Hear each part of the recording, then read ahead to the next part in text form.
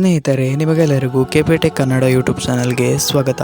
ಸ್ನೇಹಿತರೆ, ಯಾರೆಲ್ಲ 10ನೇ ತರಗತಿಯ ಎಕ್ಸಾಮ್ ಅನ್ನು ಬರೆದ ವಿದ್ಯಾರ್ಥಿಗಳು ಯಾವಾಗ ರಿಸಲ್ಟ್ ಬರುತ್ತದೆ ಎಂದು ಕಾಯುತ್ತಿದ್ದೀರಿ, ಅವರಿಗೆಲ್ಲ ಒಂದು ಬಿಗ್ ಅಪ್ಡೇಟ್ ಬಂದಿದೆ. ಹೌದು ಸ್ನೇಹಿತರೆ, ಯಾವ ದಿನಾಂಕದಂದು 10ನೇ ತರಗತಿಯ ರಿಸಲ್ಟ್ ಬರುತ್ತದೆ ಎಂಬುದರ ಕುರಿತು ಒಂದು ಅಪ್ಡೇಟ್ ಬಂದಿದೆ. ಆ ಅಪ್ಡೇಟ್ ಏನೆಂಬುದನ್ನು ನಾನು ನಿಮಗೆ ಈ ವಿಡಿಯೋದಲ್ಲಿ ತಿಳಿಸುತ್ತೇನೆ. ಹಾಗಾಗಿ ನೀವು ಈ ವಿಡಿಯೋನ ಸ್ಕಿಪ್ ಮಾಡದೆ ಕೊನೆ ತನಕ ನೋಡಿ, ಮತ್ತು ನಿಮಗೇನಾದರೂ ಈ ವಿಡಿಯೋ ಇಷ್ಟ ಆದರೆ ವಿಡಿಯೋಗೊಂದು ಲೈಕ್ ಮಾಡಿ, ಹಾಗೂ ಇದೇ ರೀತಿ ಲೇಟೆಸ್ಟ್ ಎಜುಕೇಶನ್ ಅಪ್ಡೇಟ್ಸ್ ಗಾಗಿ ನಮ್ಮ ಚಾನೆಲ್ ಅನ್ನು ಸಬ್ಸ್ಕ್ರೈಬ್ ಮಾಡೋದನ್ನ ಮಾತ್ರ ಮರಿಬೇಡಿ. ಸರಿ, ಹಾಗಾದ್ರೆ ಸಮಯವನ್ನು ವೇಸ್ಟ್ ಮಾಡದೆ ವಿಡಿಯೋನ ಶುರು ಮಾಡೋಣ.